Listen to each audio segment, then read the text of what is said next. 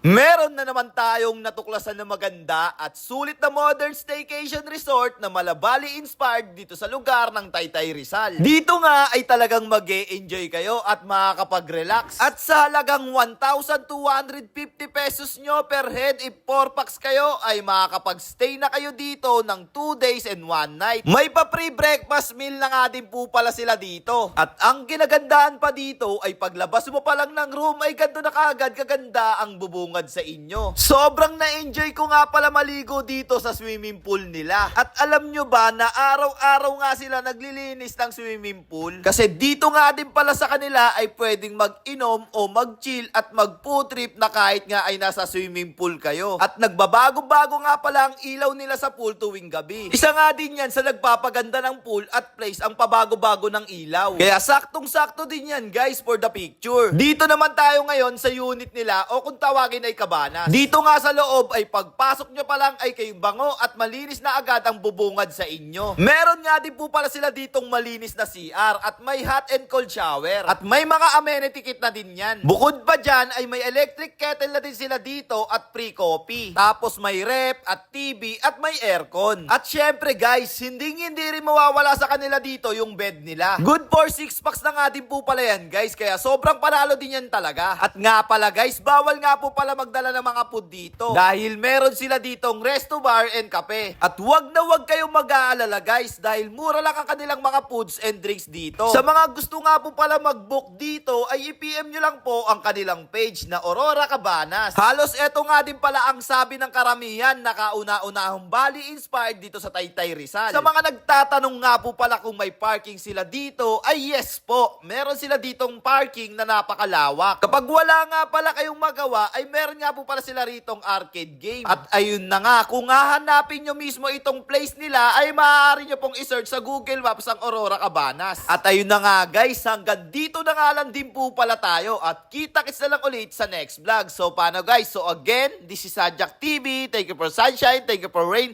thank you for joy. Ingat, salamat, bye-bye, ble!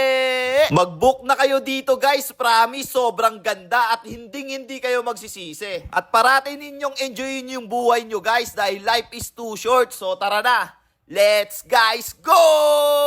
Uy!